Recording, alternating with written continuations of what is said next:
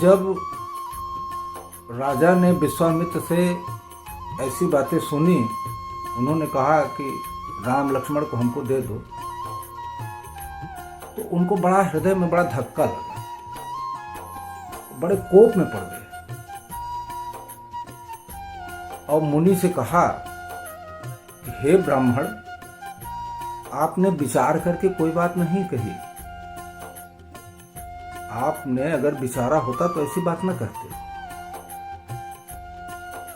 चारों पुत्र हमें अत्यंत प्यारे हैं और आपको भी मालूम है कि चौथेपन में हमने 4 पुत्र पाया है, जिसमें राम तो अत्यंत ही मुझे प्यारे हैं, मेरे प्राणों से भी ज्यादा प्यारे हैं। मैं कैसे दे सकता हूं आपको? आप हमसे पृथ्वी मांगते, गऊ मांगते, रथ मांगते, हाथी, घोड़ा, यहां तक कि पूरा खजाना मांगते तो मैं सहर्ष देने को तैयार था। आप अगर मेरे प्राण भी मांगते ना, जो कि अत्यंत प्यारा होता है, मैं वो भी तो आपको दे देता। लेकिन आप तो ऐसी चीज मांग रहे हैं जो कि मेरे प्राणों से भी प्यारे हैं, मैं कैसे दे सकता हूं? इतने क्रूर राक्षस, अब कहां कितने सुकुमार मेरे पुत्र कैसे मार पाएंगे? राक्षसों कैसे मार पाएंगे? आप ही सोचिए इस चीज को। तो जब विश्वामित्र जी ऐसी सुंदर बात, ऐसी जो प्रिय बात है, राजा के मुंह से जब सुने तो हृदय में हर्ष से भर गए। वाह, क्या कहने। इसके बाद वहां वशिष्ठ गुरु बैठे थे। उन्होंने राजा को समझाया, बहुत तरह से समझाया। समझाने के बाद में जब राजा के समझ में आया तो उनको थोड़ा धीरज बंधा। धीरज बंधा तो वो जो है दोनों पुत्रों को बुलाए, राम लक्ष्मण को बुलाए और अपने हृदय से लगा लिया। हृदय से लगा लिया। लगाने के बाद में उनको बहुत प्रकार से शिक्षा दी, समझाया और ये कहा उनसे कि आज से ये मुनि आपके पिता हैं, आप इनकी बातों को आदरपूर्वक मानना, जैसा मुनि जी कहेंगे वही काम करना। और बहुत तरह से समझाया, उनको आशीर्वाद दिए।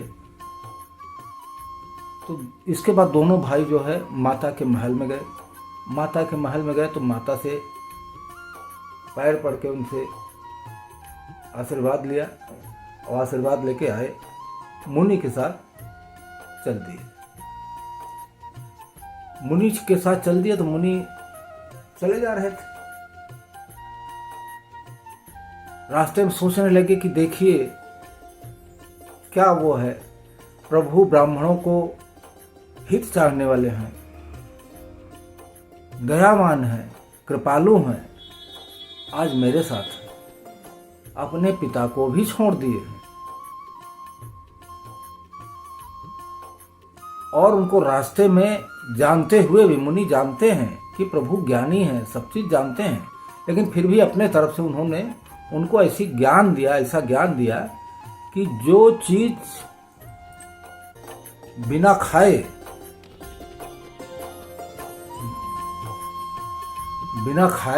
ऐसा ज्ञान दिया कि कभी उनको भूख प्यास न लगे और अंदर से अतुलित बल प्रताप बढ़ता रहे। ऐसा ज्ञान प्रभु को दिया, जबकि प्रभु को सब मालूम था, सब जानते थे। तो चले जा रहे थे, रास्ते में चले जा रहे थे तो रास्ते में ताड़का दिखाई दी। तो मुनि ने कहा कि प्रभु देखो ये ताड़का राक्षस है। और जैसे ही मुनि ने कहा वैसे क्रोध करके दौड़ी मुनि के ऊपर। तो प्रभु ने बस एक बाण से उसके प्राण हर लिए। एक ही बाण से वो खत्म हो गई। चले जा रहे थे, धीरे धीरे करके अपने परम पावन आश्रम में पहुंच गए तो प्रभु को कंदमूल फल इच्छा से अपने उनको खिलाए। रात में सो गए सब लोग। सवेरे जब उठे तो प्रभु ने मुनि से कहा कि हे मुनिराज, आप लोग निडर होके जाइए, अपना यज्ञ हवन पूजा पाठ जो भी है निडर होके करिए। हम लोग हैं, हम लोग देखते हैं, जो कोई आएगा उसको देखेंगे हम लोग, आप लोग निडर रहो बिल्कुल। तो मुनि लोग अपना करने लगे, पूजा पाठ हवन जो भी करना था अपना करने लगे निडर होके। उसके बाद सुबह हुआ आया। जब देखा इस तरह का रूप तो सुबह हुआ आया, दौड़ता हुआ आया। तो मुनि ने उसको फिर बिना फल वाला बाण से मारे। प्रभु श्री राम ने ऐसा मारा कि 100 योजन के पार जाके गिरा। इसके बाद मारीच आया। मारीच को भी अग्निबाण मारे। अग्निबाण मारे तो वो भी खत्म हो गए। इधर लक्ष्मण जी राक्षसों की सारी सेना को नष्ट कर चुके थे। तो मुनि लोग को बड़ा अच्छा लगा और कुछ दिन तक प्रभु इसी तरह अपना करते रहे, ब्राह्मणों की सेवा करते रहे, ब्राह्मण लोग अपना पूजा पाठ करते रहे। तो उसके बाद मुनि जी ने कहा कि प्रभु चलिए एक चरित्र देख के आते हैं। तो जब रघुनाथ जी ने से धनुष यज्ञ का वो सुने मुनि से तो उनको बड़ा अंदर हर्ष हुआ और मुनि के साथ चल दिए। मुनि के साथ चल दिए तो रास्ते में जब जा रहे थे देखे एक जगह आश्रम तो बना था, न वहाँ कोई पशु थे न पक्षी थे, कुछ नहीं था वहाँ। वहाँ एक पत्थर की शिला थी, केवल शिला दिखाई दी। तो प्रभु राम ने मुनि जी से पूछा कि मुनि जी क्या है ये? तो मुनि जी हाथ जोड़ के प्रभु से कहने लगे कि प्रभु पूरी कथा बताए पूरी, कि ये गौतम ऋषि की स्त्री है, इस सांप बस पत्थर बन गई है और तभी से पड़ी है। ये तब से पड़ी है, ये आपकी प्रतीक्षा कर रही है कि आप आओ और इस पे चरण रख दो अपना, बस इतना ही ये चाहती है। तो प्रभु ने चरण रख दिया उस पे कि जब परम पावन पुनीत प्रभु श्री राम के चरण उस शिला पर पड़े तो सचमुच अहिल्या प्रकट हो गई। और जब प्रभु को सामने देखा तो हाथ जोड़ के खड़ी हो गई। उसका तन पुलकित था, मन गदगद था एकदम। कुछ उसके समझ में ही नहीं आ रहा था कि मैं क्या करूं। उसको कुछ नहीं समझ में आया तो प्रभु के चरणों में लिपट गई और नैनों से जलधारा बह रही थी। मुख से वचन नहीं निकाल पा रही थी, मैं क्या कहूं प्रभु में। ऐसा दृश्य था।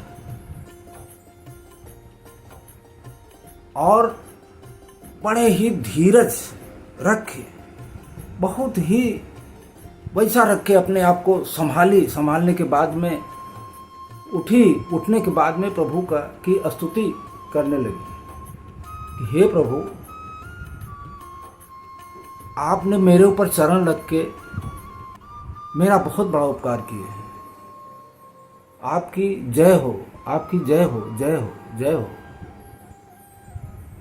जिन चरणों से प्रभु पूरे जगत को उद्धार करते हैं, जगत का कल्याण करते हैं, वही चरण मेरे ऊपर रख दिए। हे प्रभु, आपकी जय हो। और प्रभु से भक्ति भी पाई।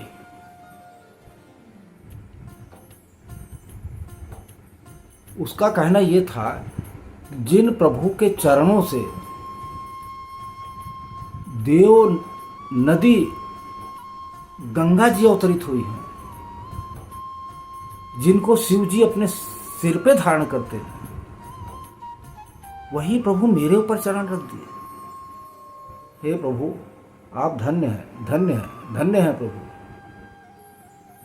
ऐसा वो करते थकती नहीं थी। वो कहती थी, मैं तो अपवित्र स्त्री हूं, आप तो पूरे जगत को पवित्र करते हो, मैं कहाँ तक आपका गुणगान करूं।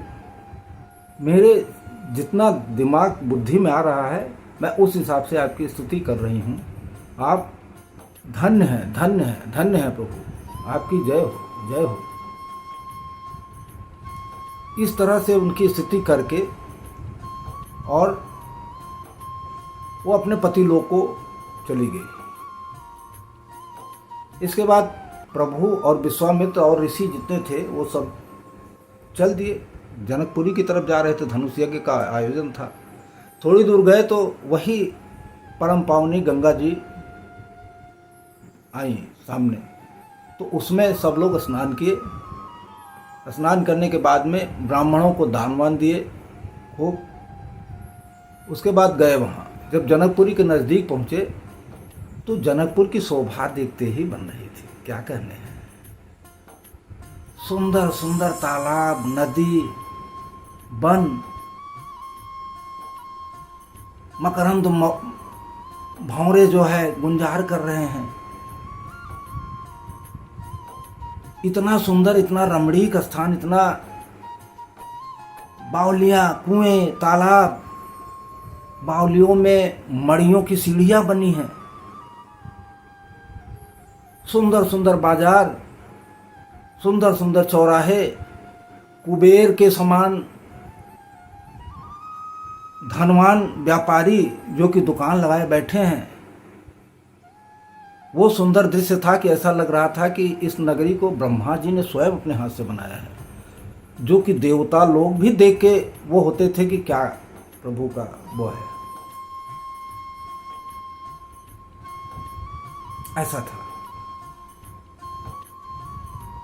छज्जों में मड़ियां लगी थी और जहां राजा जनक का महल था उसकी तो बात ही कुछ और थी।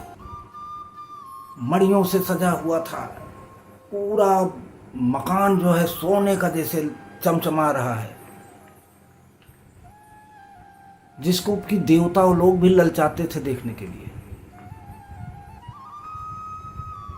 ऐसा लग रहा था कि मानो एकदम से अलग बिल्कुल दृश्य था। अब सीता जी जहां रहती थी उसका तो वर्णन ही कौन कर सकता है।